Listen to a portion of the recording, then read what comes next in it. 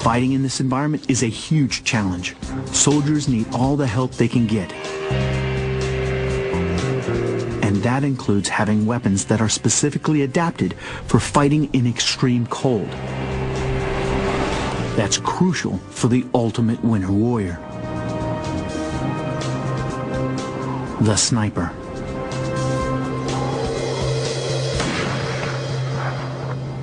The key to it is understanding the cold weather. Weapon consultant Frank Fletcher is a former sniper with the British Army's Parachute Regiment. The human body is pretty tough. Even at sub-zero temperatures, you can still operate. It's particularly tough as a sniper because you've got to spend long periods keeping still. But snipers are historically extremely effective in cold environments, and they can actually do a lot of damage. One sniper can change the whole dynamic of the battlefield, particularly in Arctic conditions.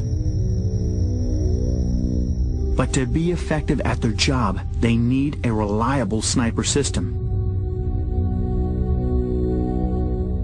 Accuracy International, based in England, has developed a weapon for the sub-zero sniper. The Arctic Warfare Super Magnum.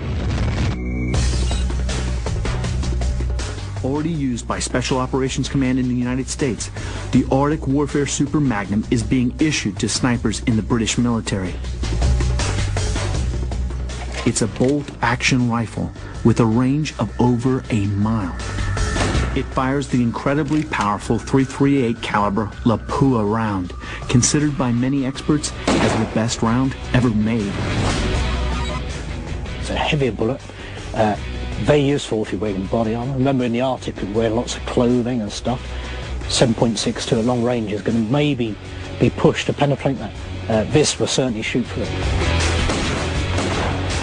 When temperatures drop to 50 below, it's so cold you can't even touch the weapon without gloves. They even designed a trigger housing large enough to fit a gloved finger. But the most innovative part is in the design of the bolt.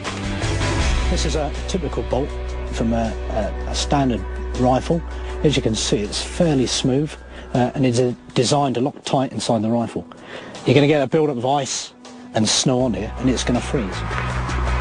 Because they are these flat surfaces, the two pieces are really close to freezing together almost. That's it, and there's no leverage to break the bolt open to manipulate it. Okay, so how did you solve that problem? Okay, well, I'll show you. I'll illustrate it by this. Okay, there we go. Let's see if the grooves come in. A number of grooves. Okay. And you're saying because of these grooves now, you have enough of an airspace that I can break free that ice just because of those small little grooves. Yeah, and the other thing is if you're using an Arctic lubricant, it's going to sit in the wells of those holes. So again, that's going to act to stop it freezing.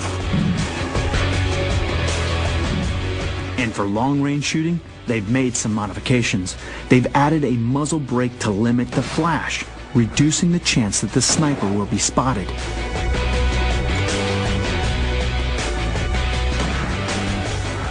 A sniper's job isn't easy at the best of times, but operating in the Arctic has its own unique challenges.